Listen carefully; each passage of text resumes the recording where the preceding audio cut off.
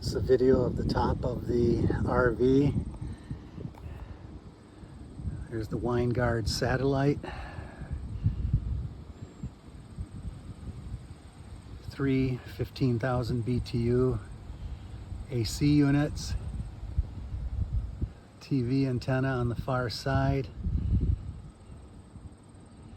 And I will go to the back and take another video on the top. Video of the roof continues. You can see the solar panel midway, other Winegard antenna, the third AC unit. There's the skylight over the shower. It was recently recaulked. This would be a vent for the bathroom, I believe. And then there's the ladder for normal access, for gaining access to the roof. Now we'll do a quick walk around the exterior, starting with the front. You can see the one spot where I'm going to have some paint touched up later this week.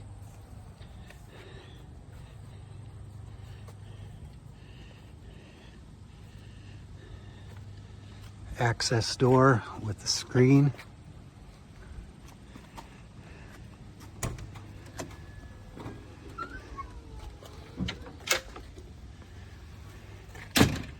Very handy. This is another spot that needs to be touched up. I've got a new logo, Winnebago logo, to replace the one that's been dinged up. Tires are in good shape. We got the front awning for the front passenger slide out, and that's the slide out that doesn't work at this time. And then we have the rear awning on the passenger side. That's the slide out for the bedroom.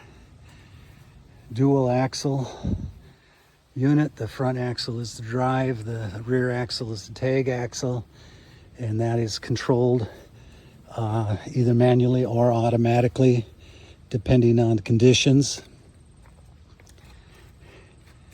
This is the rear of the unit with a flagpole mounted on the side of the ladder.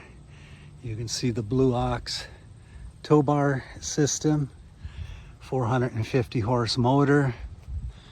I'll open up the engine compartment in a little bit. Another area where we're going to have some scratches touched up this coming week. Moving to the driver's side, a couple more areas where I'm going to have my painter, auto body guy, touch it up. The top one just needs buffing. The bottom one will need some paint. That's a window to the rear bathroom. This is the inlet for the engine and filter.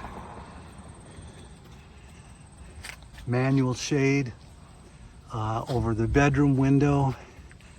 Another manual shade for the family room area. There's gas caps, gas access ports on both sides of the unit. Heavy duty chrome mirrors, remote control, and heated. This is the first basement storage compartment with the slide out. The wood kitchen cabinet will go with the unit. It's good for picnicking outside. The gas grill, it goes with the unit. The rocking recliner double seat will go with the unit. That is the ladder for gaining access to the upper portions of the RV. It opens up as an A-framed ladder, very handy. The wood box is used on occasion as a step when the ground is uneven and we need an additional step upward. There's a welcome mat there inside the bag that we put out. Storage box and all types of car cleaning supplies, and the white bag is the vacuum for the central vac system. There's also an electric blower in there for cleaning off the patio or the site as needed. And then here is the central vac system. One connection is here on the outside and the other is inside, and I'll show you that in a bit. Additional storage underneath for chairs and shoes and boots as needed. This is the second storage compartment on the passenger side. These are the controls for the freshwater tank and drain, and the valve for winterizing it. The plastic hose comes out and you stick the end of the hose into a 5-gallon bucket full of antifreeze, and it sucks. The pump will suck the antifreeze out of the bucket and fill the lines as needed. An extra garden hose that'll go with it, a bottle of antifreeze, and then the green tank is the water softener, which we've never had an occasion to use. This is the outdoor kitchen facility with the small refrigerator for beer and pop, and the induction cooktop, bottle opener, storage compartment with a roll screen door, paper towel holder. Over here is a freshwater port with the hose that has an auto connect. The hose is the white contraption down at the bottom there. This is the very rear passenger side storage compartment. You can see the ladder for the bottom section for access onto the roof. The black bag is a folding table. The green case is a folding picnic table, and the rolled up canvas are the tire shades, and we'll install one of the tire shades here momentarily. There are 4 tire shades, 2 long ones for the rear tires and then smaller ones for the front tires. The rear ones fold in half and then roll up for storage. This is the rear engine compartment. The radiator takes up most of the area in the back. You can see the reservoir tank on top. That was recently replaced. You can see the engine oil fill and dipstick, as well as the transmission fluid dipstick above. The port with the cover on it is where a technician can hook up their laptop computer to do diagnostics. And then the little Freightliner canister is for monitoring the air filter.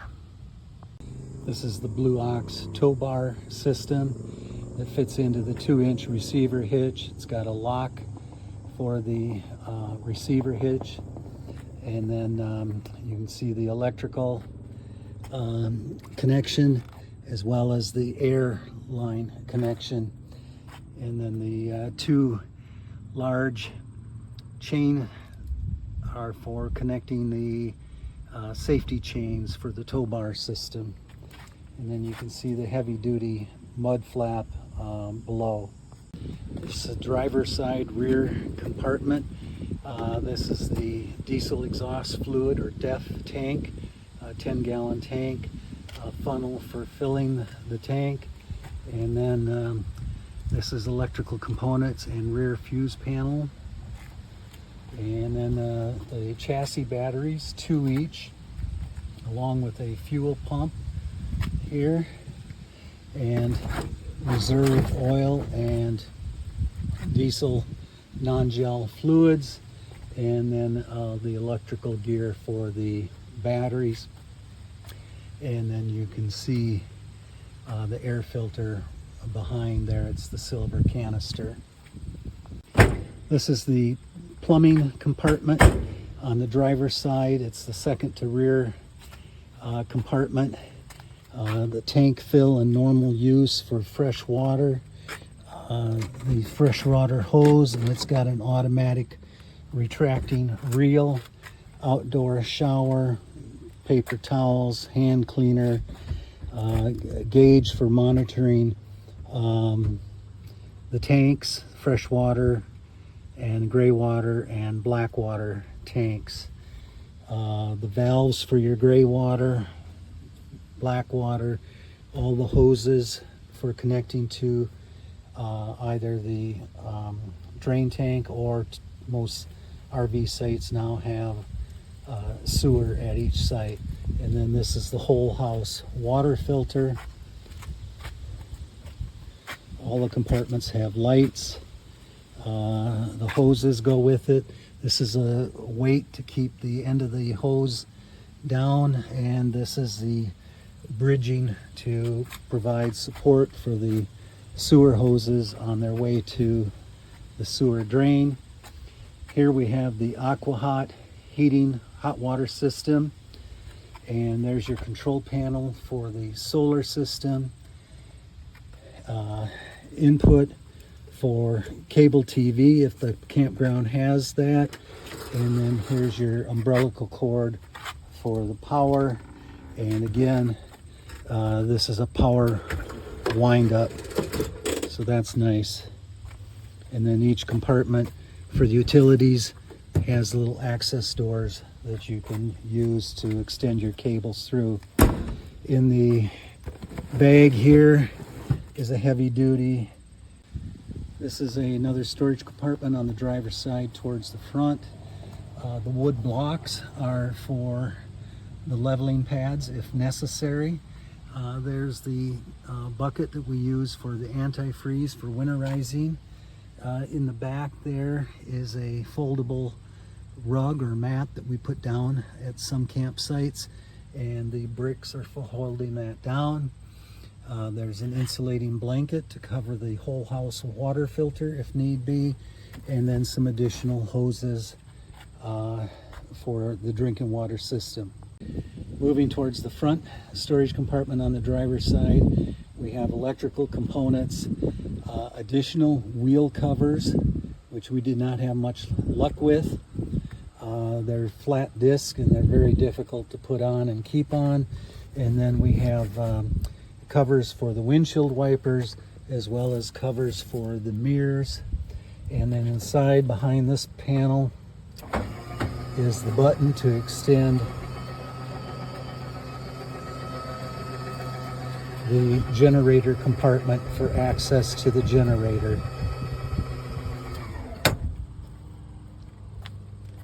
Put it there. Barb will open up the compartment the rest of the way. Here's the Onan 10 kW generator. That's it. The white deal on top is the sensor for my thermometer inside. The big heavy crossbars are for the windshield wipers. Here's your quick connect for the air line, and it tells you what the air pressure is, your windshield washer fluid, and then the bag in front of the compressor has hoses and quick connect fittings for the air system, so you can fill up any of your tires as needed, or inflatables or other devices as needed with the compressed air. This is the entryway into the RV with the extending steps that do have an on and off switch, so that when you're camped, they're not continuously going in and out. Control panel for porch lights, awning, the awning sensors, and the compartment doors, compartment lights, and the batteries or the switches to turn the chassis battery and coach battery off. And then this is the switch to disengage the steps. Control switches on the top for the door entry cover, and then the light map, as well as the lock for the door itself.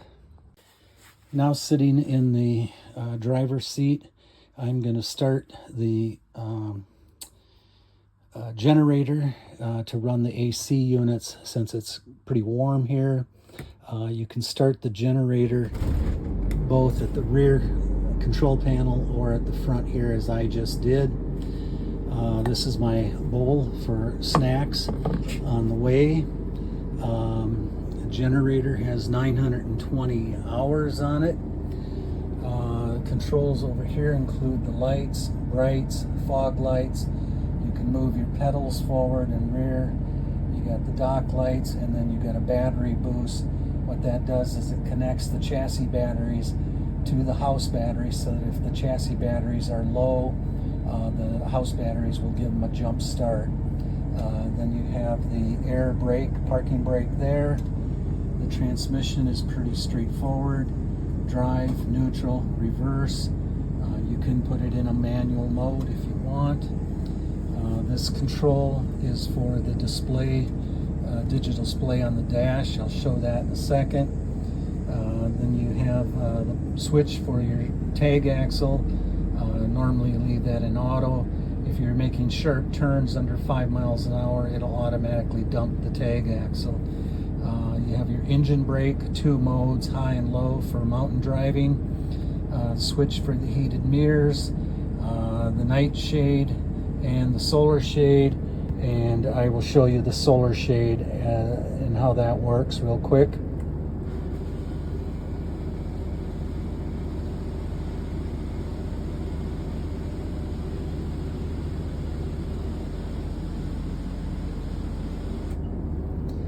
The night shade has its own separate track and its own button, and it does the same thing.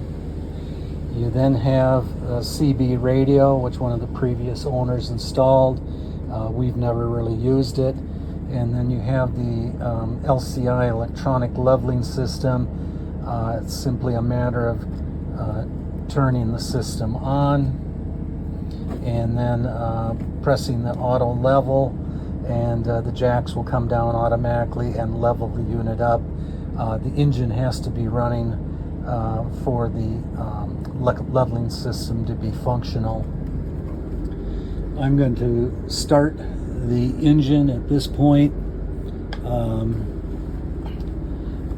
You can see the dash. You got tachometer, fuel gauge, battery gauge, the speedometer, the air pressure gauges at the bottom over here, the oil pressure, and coolant. To start, one needs to wait until the glow plug light goes out, and then you can start the engine. You can see it'll idle at about 750 RPMs, and as it at this time it's building up air pressure. The control panel has several modes. It's got the Sirius XM, and then it has the nav mode with the Rand McNally map that's loading as we speak. And then there's a secondary monitor that I usually leave in the camera mode for monitoring the pickup truck behind us. The navigation system is very informative and can be used for plugging in destinations and what have you. The air horn has got 2 modes. When it's on, it'll be a true air horn. When it's off, it sounds like the horn for a scooter. You again can lock the front door from here. You got 2 modes for running the radio. One is in house mode when you're plugged into shore power, and the other is when you're running on the engine. And then it has decorative LED lights on the front that you can turn on as you desire. CD player here, storage. We've got a remote tire pressure and temperature monitoring system that comes with it. The seats are fully adjustable, and as noted in the flyer, are heated and vibrate. And you can see my wife in her normal traveling mode, feet up. The only thing missing is the dog on. Okay, this clip is showing the interior when all of the slides are in and you're rolling down the road, and you do have access to the fridge, to the sink, and to the half bath on the left side. Now we're in the interior with 2 of the 3 slide outs out. The front passenger slide out, as I mentioned, is not functioning at this point, and so it has not been extended. You can see you have storage cabinets over the windshield and on the side of the driver's side, and then you can see the audio system. The top box is to control which output goes to which TV. You got 2 Wally boxes for dish TV, the satellite controller, and then a DVD or Blu-ray player there at the bottom. Storage across the top, lots of storage on both sides.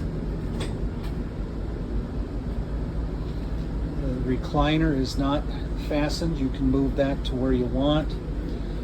Here's the L-shaped sofa. Try and zoom out a little bit. Note that this is tighter than what it would normally be because the passenger side slide out is not out. And then you can see the cabinet behind it that also extends in and out for additional countertop. The TV swings out. There's a lever at the top there that releases the TV. You have a built-in safe behind there and a wine rack behind that, and then additional storage on the top shelf. The electric fireplace down below operates with a remote control. It's temperature controlled. You can run the fireplace without the heater if you want. It's pretty nice to wake up to on cold mornings. It again is hot water heat, so this is one of the radiators here for the heating system. This one is a dummy. Another radiator is back here by the kitchen sink. We have the dishwasher, small but useful, 2-burner induction cooktop, and then the Whirlpool convection and microwave oven. Pull-out drawers for storage, lots of storage, stainless steel 2-basin sink, drinking water. There's another filter for the drinking water. The fridge is full-size residential with ice maker and drinking water. We have a lock for the freezer for traveling. Again, full-size freezer. These straps we use to lock the doors when traveling. We have 2 ottomans with storage inside, and each flips over to provide a mini table. The dining table extends. Can't find the lever. There we go. And then it'll extend further, and there's a drop-in leaf that we store in the wardrobe. And then there's 2 additional chairs, folding chairs that you can use to seat 4 people at the dining room table. A number of sconce lights all around the living area, in addition to the ceiling lights, lights under the cabinets. Very, very well appointed. Half bathroom. Not very large, but you have a sink, mirror, vanity, storage underneath, power outlets for hair dryers, etc. And then a 2-stage flushing toilets. One you use less water, one you use more water for obvious reasons.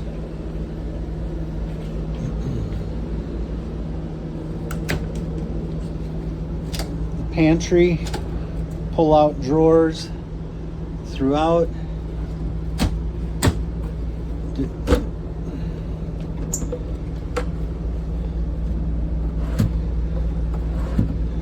Very well constructed.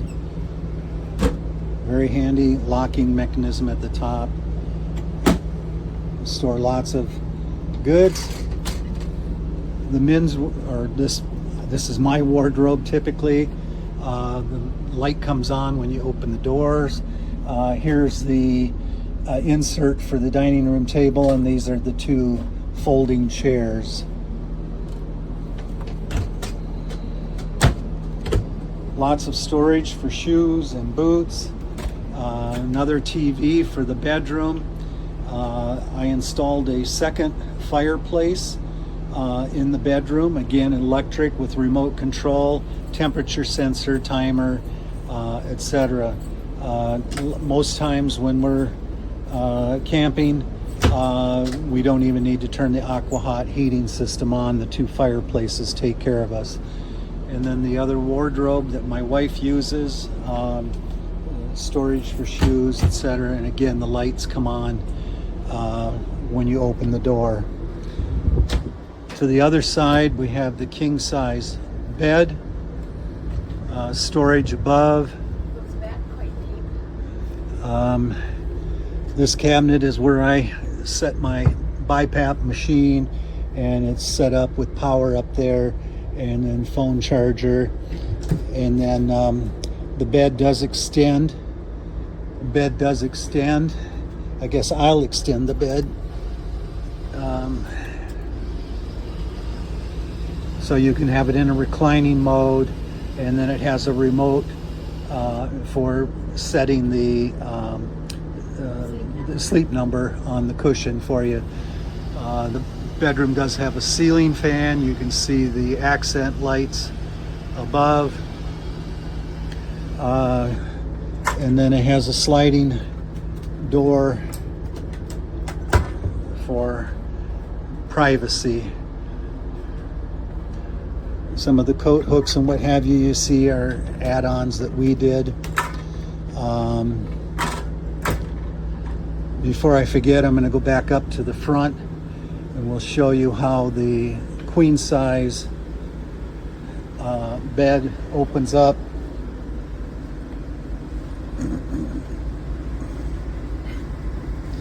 Not that one. It's got the thing on it. Just always takes a minute to find it. Yeah. So you can see the little lever there. That pops up, and then you have a control switch that lays the cushions out flat. And this is where we have the memory foam pad that we put over the top. The other switch for the other cushion is back there. Basically same mode of operation. Basically queen size with extra space there. Yep. Okay, I'm gonna move back to the back of the unit again. We'll go to the main bathroom.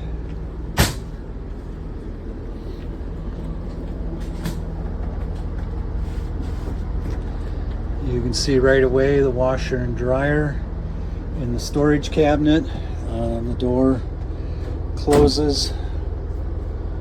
Again, the toilet, single vanity sink, huge storage compartment behind the shower there, 3-section vanity, storage under the sink, locking door for the shower. It's a full-size shower, skylight, can sit down. Shower is one of the nicer things in the RV. Again, plenty of storage hooks and towel bars. Okay, in the galley between the half bath and the master bedroom, We have the control panel at the top. We have the switches for the aqua hot. You've got the burner switch, the electric switch, and then it also can be used to preheat the engine. There's also a switch for an electric preheat of the engine. You've got a control switch for all of the slides, the buttons for the 2 passenger side slides, and then the bigger slide out on the driver's side has a locking button. Once you unlock it, then you can push it to open. The wind guard control button, the heating and cooling system controls. Then you've got a one-place panel for checking battery levels, tank levels, etc. Then you have the control panel for the power. Right now it's showing that the generator is running, and when you're plugged into shore power, it'll tell you whether you have 50 amp, 30 amp, or 20 amp. The control panel for the generator, again, you can turn the generator on and off from either here or at the front. And then this is the monitoring panel for the inverter. Here's your second port where you can plug in the central vac, or you can sweep the floors, and then when you get it into a pile, you can flip that lever and it'll suck the dirt up into that port.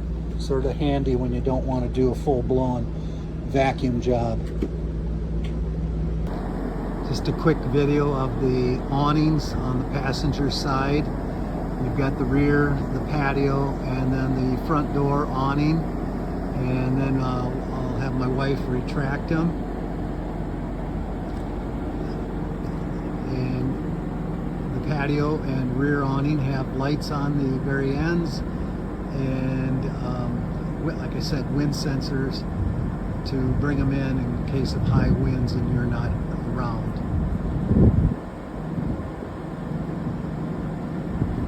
So it's basically a one-button push operation. Okay.